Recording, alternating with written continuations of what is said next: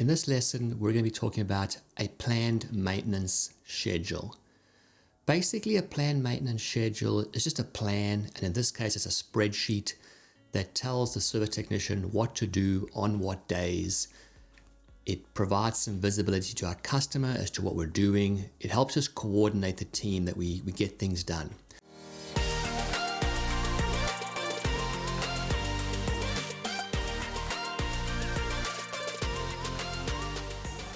Now, traditionally, planned maintenance schedules are over 12 months. So usually we have a 12-month plan, and every year we redo that same 12-month plan. So in the old days, the plan was that over 12 months, we would physically go and inspect every single piece of equipment, every damper actuator, valve actuator, every sensor, every controller. Would go do periodic preventative maintenance tasks on every single piece of equipment, and then the following year we would start again, do the exact same thing, and the following year the exact same thing. And also we traditionally only had preventative maintenance tasks, so we just did periodic preventative maintenance over a 1-year plan.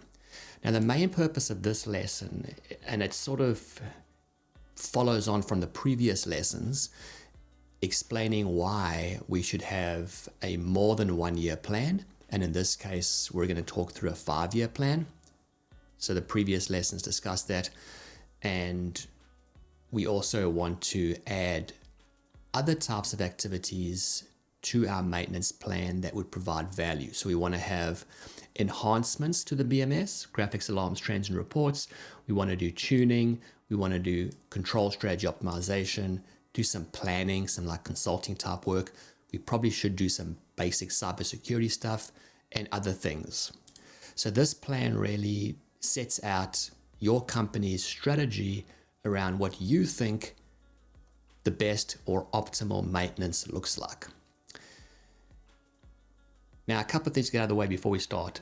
So as I've mentioned with these lessons before, where we're talking through a live document like this, when you watch this video, you will probably notice in the future that the screen you're seeing right now, the spreadsheet, is different to the spreadsheet you've downloaded in the download section of this maintenance course.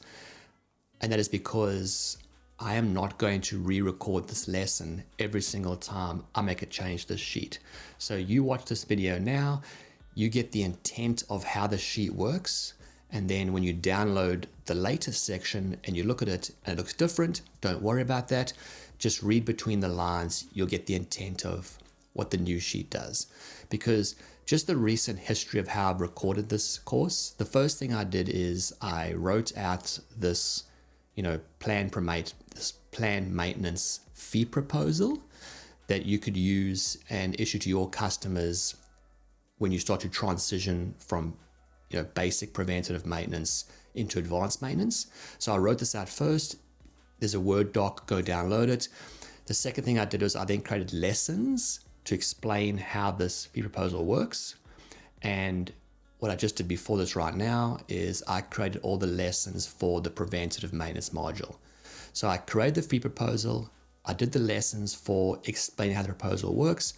Then I created all the lessons specifically around this preventative maintenance module. So I've created these lessons. You probably just watched them like just before this.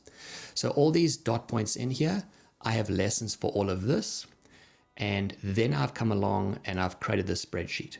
And that's why there's lots of things in here. These are all the dot points in the fee proposal in the preventative maintenance section. Now, I still need to, after this, go and create the detailed lessons for enhancements, tuning, optimization, planning, cybersecurity. So when I created this planned schedule, I just put these in here for now for completeness. But when I create the detailed lessons on enhancements, I will probably come in here and add some extra rows in here and change this. So that's why when you download this latest spreadsheet, depending on when you do this actual lesson, this sheet will look different. This is like my version 1, revision 1 of what this looks like. It will change in the future. So that's that part. What I also want to say is I've got a few notes over here. Let me just click on here. I'm going to read through these notes just help me sort of get the story straight. So some of the reasons why this plan is important, right? Number one, shows your client you have a plan. When you show your customer this and they see the 5-year plan or the 3-year plan, and they see all the tasks on the left-hand side and the different categories of tasks, preventative tasks, enhancements, junior optimization, your customer will see that you have a plan and they will like that. So if your customer is looking at the plan in April and they're wondering, what is the BMS company doing in April? They will see that you're doing these 3 tasks up here, and they will see that you are doing the optimization. You're doing 24 hours on the optimization for the high-rise AHUs. You're doing the tuning for the high-rise AHUs, and you're doing enhancements. So you're improving the graphics, alarms, trends, and reports for the high-rise AHUs. They can see what you're doing. So this creates, from item 2, transparency and accountability. Your customer, like customers always complain to me when I'm consulting to them that they don't know what the BMS company is doing. They say we pay $100,000 a year maintenance, and the technician comes 1 day a week or whatever it is, and they're walking through plant rooms, they're sitting at the computer, the server, they're tapping on the keyboard. You're doing things, and they don't know what you're doing. When they get their service report at the end of the month, it just says serviced AHUs 1, 2, 3. So building owners and facility managers are always complaining. They don't know what the BMS company is doing. They don't know what value they're getting for the money they're spending. When you have a plan, they can see exactly what you're doing, and they're going to like that straight away. So just you issuing this plan immediately, not 12 months return on investment, immediately your customer sees, oh my gosh, this company has a 5-year plan, and they're doing different things as the years go by. Dot point 2 provides the transparency and accountability. Accountability means that you're telling your customer, I'm going to do these things, and you're making yourself accountable to doing these things. So for example, at the bottom here, if they're paying for cybersecurity maintenance, you're going to do cybersecurity checks, basic BMS cybersecurity checks twice a year. You're going to do them here in this month and this month. You're accountable to that. They're expecting your service report at the end of this month and this month to say you did those things. For the planning module here, it says you're going to spend 2 days in November and you are going to do some planning. You're going to update the capital expenditure plan with some numbers and when in the future they should replace the server, the network controllers, the field controllers. When should we do optimization, energy efficiency stuff? When do you need money to buy an energy management system? When does the customer need money to buy a building analytics application? You're accountable to that. So in December, after November, you're accountable to providing this little report, this little spreadsheet, having a meeting or whatever. You're accountable to that.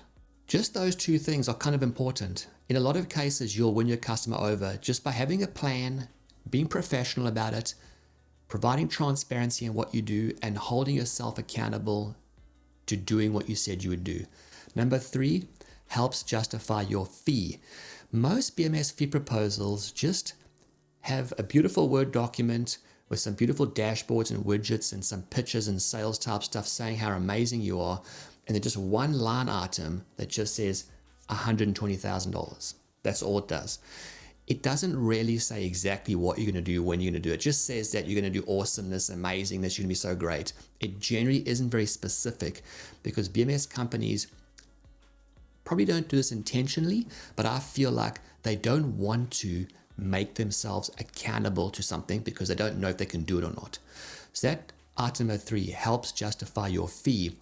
When the customer looks at your 5-year plan or 3-year plan or 2-year plan and can see what you're actually doing, it helps justify your fee. So at the bottom here, these hours add up to 480 hours, 60 days at $250 an hour, comes to $120,000 a year. So they're paying $120,000. They can see exactly what they're doing. They can see over here that every month for 2 hours, you're going to log into the energy management system and you're going to study the performance of the energy management system.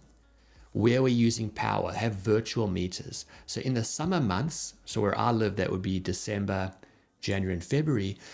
if I was a service technician for those 2 hours of each of those 3 months, I would be focusing on the power consumption of the chill water system and the cooling towers. How much power am I using? What is the COP, the coefficient of performance? How energy efficient is my chill water system? I'm studying that. They can see that you're studying these things. And they can see that in this month, in October, you're going to spend 2 days doing meter validation. You're going to go and validate 10% of the building's electric meters every year, or 20% of the electric meters every year. So in 5 years or 10 years, you'd have been through all of them. They can see what you're doing. It's justifying your fee. Their eyeballs can look at this spreadsheet and see, oh, they're doing these tasks, and those hours add up to that, at that hourly rate, and that's what I'm paying. This helps justify your fee. It helps justify the $120,000. If you didn't have the sheet, they might be thinking, why am I paying $120,000? Why isn't it $80,000? This justifies your fee. It helps justify your fee. Number 4, help secure a 5-year contract. Okay. Usually we have a 1-year plan, and then often at the end of every year in December, the BMS account manager might meet with the customer and sit down and run through an annual BMS renewal meeting and talk about how did maintenance go in the last 12 months? Did you come to site the days you said you would come? How much variation did we spend? What project work did we spend? Did they get value for money? Is the customer happy? That you might have that meeting, and then you guys would discuss some stuff, and then they would renew the contract for the following year. So I think generally a lot of BMS companies have annual maintenance contracts, and every year you're trying to get that renewed. And often what happens is the customer actually isn't happy and they don't renew, and then you go month to month. So they just send you a purchase order for say $10,000 every month, you're month to month, because they don't really want to sign into a 12-year contract, because they might not be very happy. They might be thinking about changing the BMS system. So when you show them a plan like this, and you show them that in year 1, we're going to optimize the high-rise AHUs. In year 2, we're going to optimize the low-rise AHUs.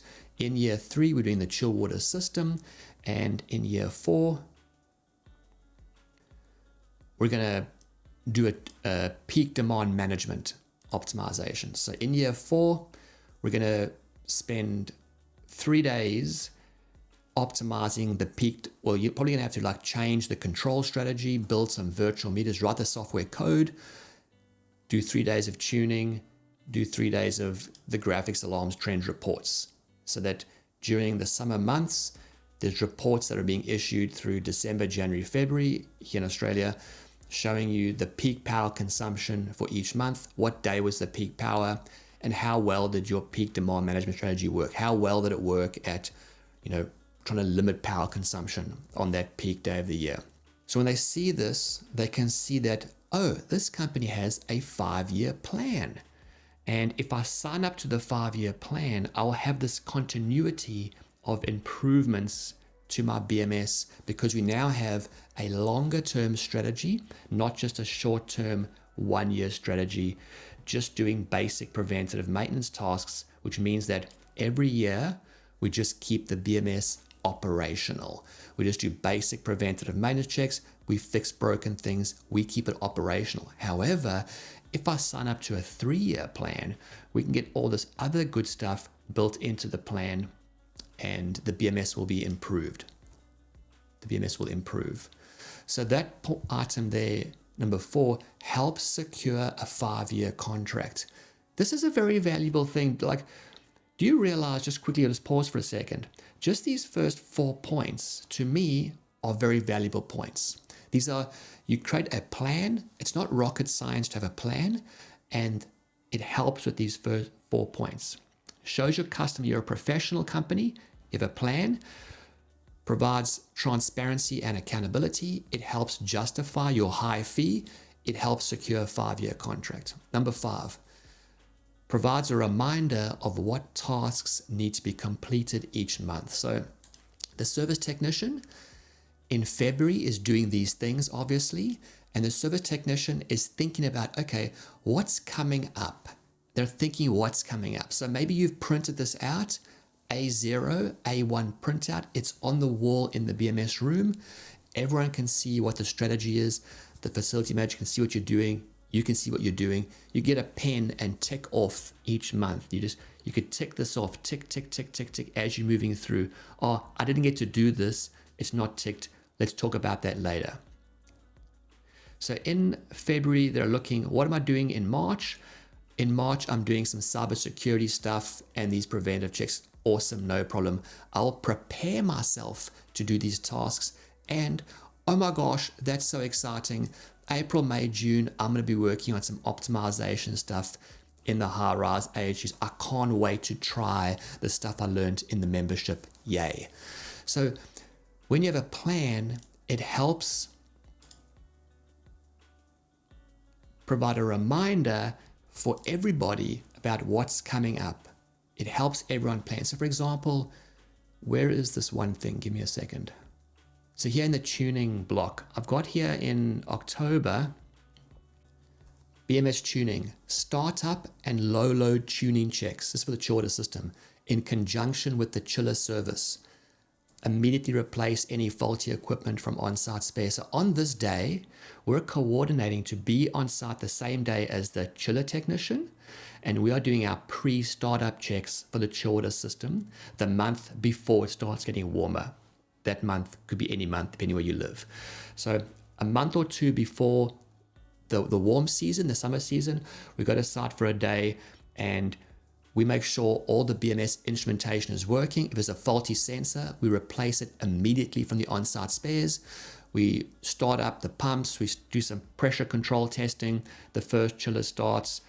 We simulate a stage up. The second chiller starts. We get some confidence that when it does get warm in a month or two's time, this system will start up. Everything's ready to rock and roll. All the software programs are working. All the sensors are working.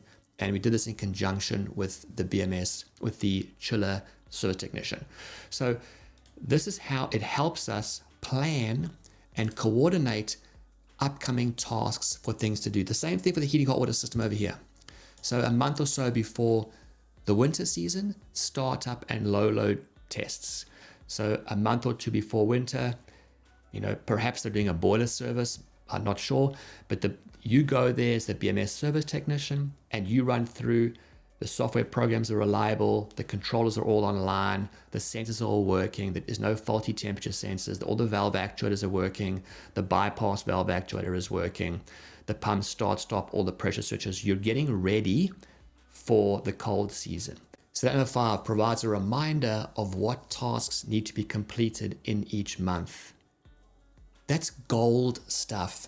If I'm a BMS service technician and I join your company, and it's my first week on the job, if you don't give me a plan, I will just do whatever I think I should do from my own experience. Or if a new starter joins the company and it's their first job ever out of university or college or wherever it is, this sort of sheet helps control the quality of the work that your company does.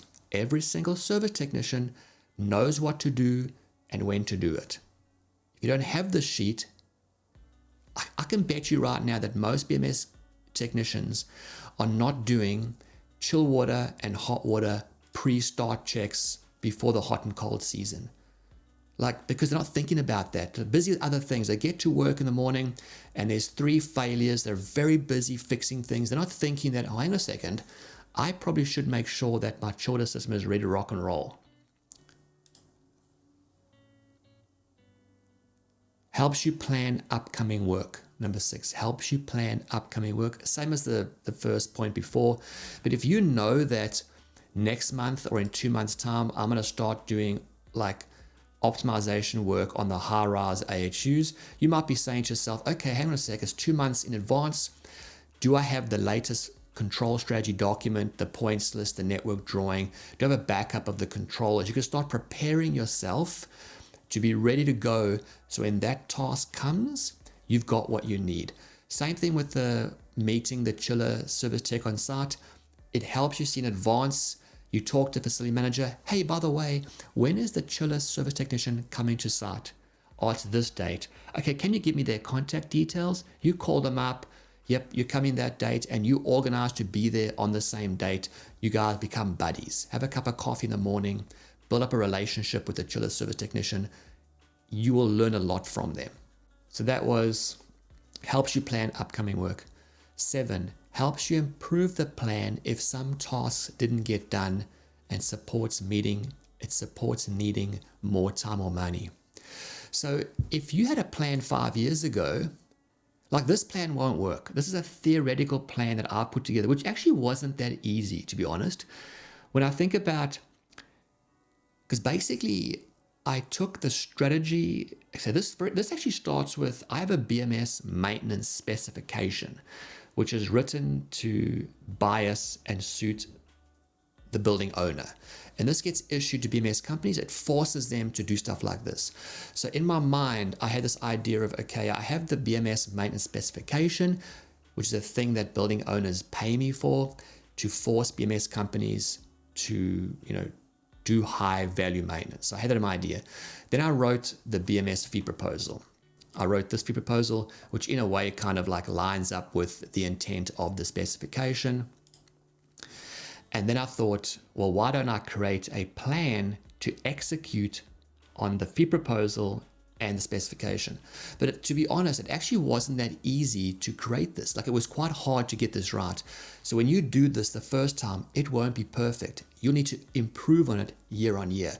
But if you'd started this 5 years ago, after 5 years of like updating this, you would have a really good plan that works really well for this building. Every building has a different plan depending on how old the building is, how old the BMS equipment is, what's the client's priorities. If the client has a priority on energy efficiency and optimization, they need to improve their building's energy efficiency rating. You might have much more hours in the optimization and tuning modules. You may do less preventive maintenance. Maybe you would say, look, we're not going to do cybersecurity and we're not going to do planning because we want to focus all of our money into energy efficiency initiatives. If the building already has quite a high energy efficiency rating already, so in Australia that would be a 5-star rating or a 5.5-star rating, you might focus, you don't need to do optimization. You've already optimized the systems. They're already optimized as best they can. You already have very good alarms, graphics, and reports for them. You might pump a lot of time into tuning because it's hard to increase a building's energy efficiency rating. It's also very difficult to maintain a high energy efficiency rating. People forget that. People focus hard to increase the rating up to a 5-star, from a 4.5 up to 5. They get there, we all do half 5s. We take our foot off the gas, woohoo, celebrations, and then 2 years later drop down again. So if you want to maintain a high rating, you got to pump time into tuning. Lots of tuning time and lots of analyzing the energy management system. Analyzing. So you might put 4 hours every month analyzing power consumption. You might double the tuning. So your plan will over time evolve to be just right for that actual building. If you have a data center or a hospital, you might need to do more preventative maintenance type things. So that discussion was like about how you're tweaking your plan year on year, perfecting. The other part of it is, which is even more important, is that, say for example, you don't get, so this one over here, car park exhaust system. So every year we're checking the car park exhaust system. Physically check the car park exhaust system, CO sensors and fan controls, and provide a report. Replace faulty sensors from on-site spares. So every year we're doing this because it's probably, I think that most countries would have building regulations around car park exhaust system maintenance. But let's say, for example, for whatever reason, you don't get to do this. You don't get to do this because the server blows up that month and you're replacing the server and all your efforts going to that. You can go to your customer and say, hey, our plan showed that we were supposed to do the car park exhaust system in February. We couldn't do it for these reasons.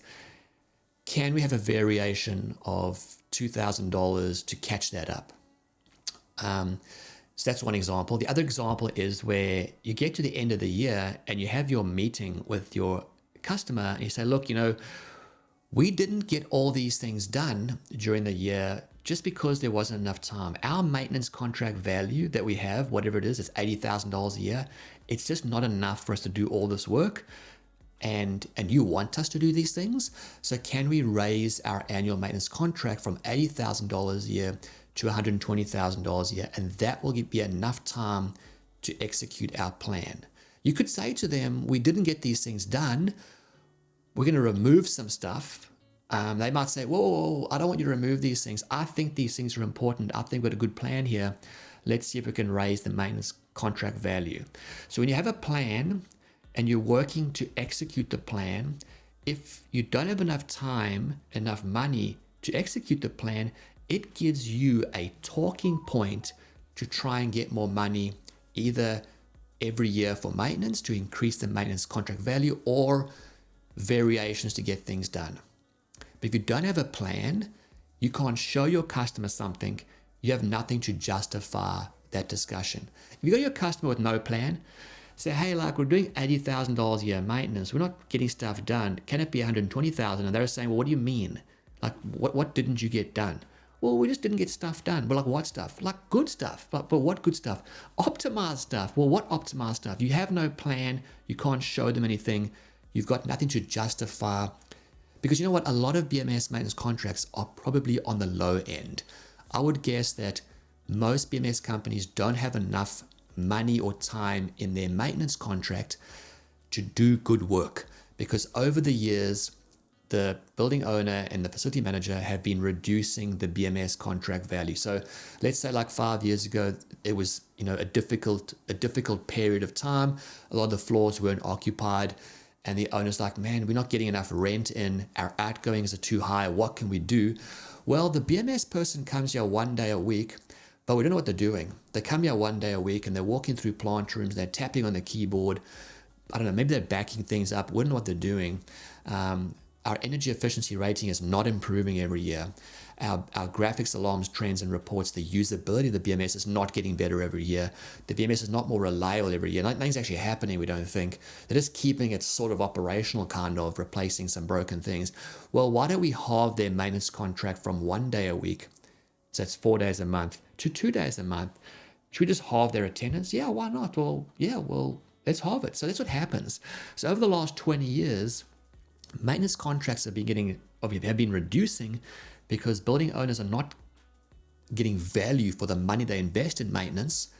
They've been reducing it. So you are probably in a situation where you're saying, if you're working through this membership, the whole membership, all the courses, you're thinking, Bryce, we would love to do these things, but we only go to site 1 day a month and we can't do these things. Well, get a plan together showing what you're going to do for 1 day a month. Nothing. It's just preventative maintenance 1 day a month. Then you show them, we could be doing these things. Anyway, we'll discuss those sort of discussions in more detail. I'm just saying to you, I'm just giving you a bit of an overview here, that when you have a plan, it helps you socialize the idea with your customer that if they spend more money, they'll get higher value. They can see the plan. That last point there helps focus the team on achieving the client's goals.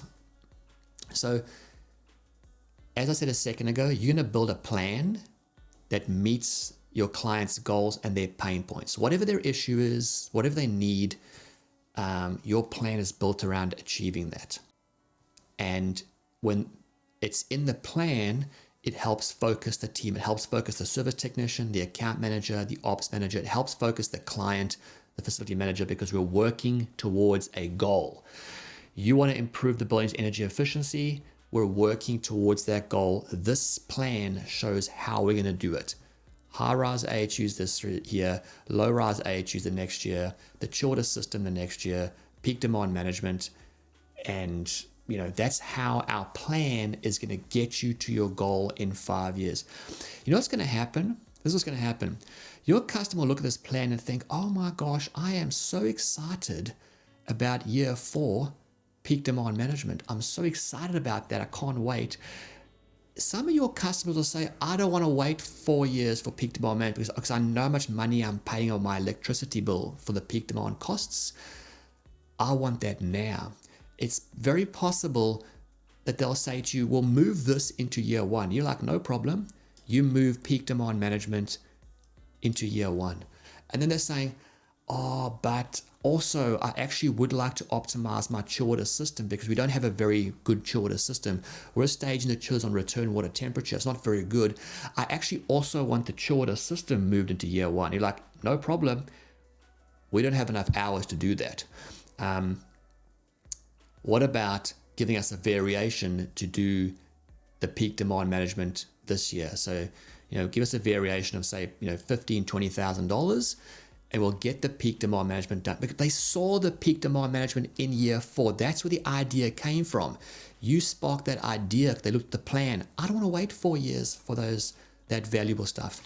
Now, let me just talk about something else for a moment. Like, I know this is a bit of a long video, but I don't want to break this up into sections. I'm on a roll here. So a lot of you are saying, yeah, Bryce, love that idea. But again, you're saying this building, it's a 6-story building.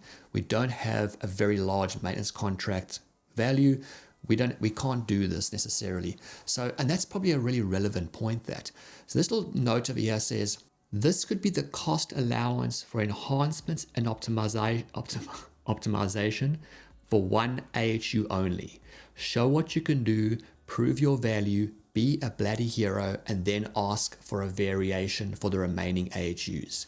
You're probably not going to be able to enhance, optimize all the equipment within the normal mate. So when I put this together, I was trying to obviously reduce the preventative maintenance costs, which we spoke about a lot in previous lessons. We want to reduce the preventative maintenance costs to free up blocks of time to do other things. So my plan was, so if I just scroll down here for a second quickly. So this plan, this theory plan, we're doing 37% preventive maintenance and we're doing 26% reactive maintenance. So that combined amount is, what we're doing, like traditional type things, and then we're fitting all this other stuff in here extra. So we're doing 37% preventive maintenance where previously you're doing 100% preventive maintenance. So the idea here is that you might have 20 AHUs and you're not going to optimize 20 AHUs, if it's 10 in the high rise and 10 in the low rise. That's not going to happen. So what you do is in this allowance, you update the control strategy document, the design, and you add in a supply temperature reset and a supply pressure reset for one air handling unit in the high rise. Not all 6, just one. And then you develop more advanced graphics, alarms, trends, and reports for one air handling unit.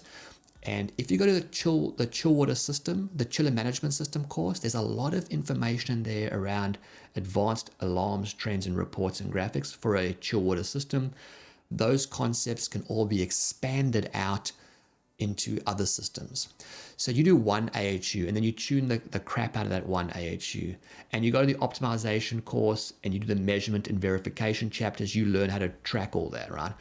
Then you go to your customer and say, hey, look, during normal maintenance, we optimized AHU 1. Look how amazing this new graphic is compared to your old graphics. Widgets and dashboards, all these awesome things. And we changed the control strategies. Now we're resetting the temperature and pressure set points against the demand of the VAVs for that AHU. And look at the results we got. Before the downloads, the supply and return fans were running at 80% speed. We downloaded the control, and a week later, similar outside air temperature humidity, the fan speeds are running, 10 or 20% slower. This one AHU, look how much slower it's running, how much less energy it's using than the other AHUs. So you use this optimization budget from normal maintenance to show your customer one AHU, impress them, and then say, look, we would love to do AHU 2 now, but we don't have enough hours in our preventative maintenance contract to do this. Can you give us a variation for $10,000 per AHU to replicate this? There's a reasonably good chance they will accept that because you've shown them what you can do. In the BMS industry, we're always telling our customer how awesome we are. We're so awesome, give us money. We very rarely show them how awesome we are, show them what we can do.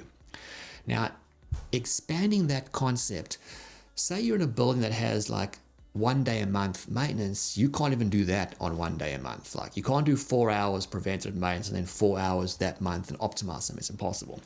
So what I would do if I was the boss of your company is I would build this plan, and for building one, in year one, I would optimize the AHUs.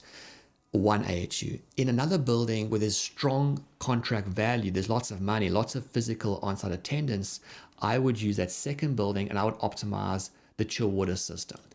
And then in the next building, I would optimize the car park exhaust system. And the next building, the peak demand management.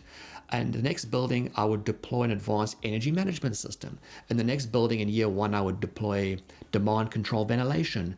And the next building, an optimized optimal start. I say optimized optimal start because every single optimal start is not very optimal. Go do the course on optimal start. You'll see what I'm talking about immediately. You'll see immediately that the current buildings in some countries that have optimals are very bad. Even in Australia, where we have quite advanced control strategies, our optimal start is very weak. So now you create this, you're using time on each site to optimize a system and doing measurement and verification, all the case studies, you build that up. So on those sites where you're only doing 1 day a month and there's no time to do anything, you go to your customer and say, look, customer, we're here 1 day a month. That's probably enough time to do preventative maintenance. That 1 day a month is enough time to do preventative maintenance. We're keeping the BMS operational. We're fixing broken things, but there isn't enough time to actually do any enhancements or optimization that will actually give you value. But look at this. On this building, we optimize the chill water system. Look at these graphics. Look at this report that gets issued every month for the chill water system, showing the COP, what was the peak power during that month, blah, blah, blah, the temperature, pressure resets, condensed water temperature resets. Look at this report that shows that, the graphic that shows that, the trends that show that. We did that. You show them that. And the AHU. Look at this case study for AHU. You show them, you're not just telling them, if you pay us money, we can do awesome things. You're showing them real graphics, real trends, real alarms. You're showing them, this is what we can do for $10,000. So there's a lot of sites where there's very low preventative maintenance. The operational expenditure budget is very low. That can't change. They have, it's a B grade building or a C grade building. They don't have tenants paying very high rent. They're not earning lots of rent. Their OPEX budget can't support more maintenance, but maybe they can get money from somewhere else, from the capital expenditure budgets, and do project work. So you have a very weak 1 day a month preventative maintenance program. You do not have these things. You do not have these things on the 1 day a month building, because this building doesn't have the funding to support optimized maintenance, but you're offering them optimized stuff as variations that you've created on other sites. Think about that for a moment. So this plan sets up the planned maintenance, but it's also facilitating discussions around enhancements that could be provided through variations. So I've spent all this time, like 40 minutes, just talking about getting ready about this sheet. I'm going to stop the video now, take a break, and I'll come back and talk about the other things in more detail that I actually didn't touch on just yet.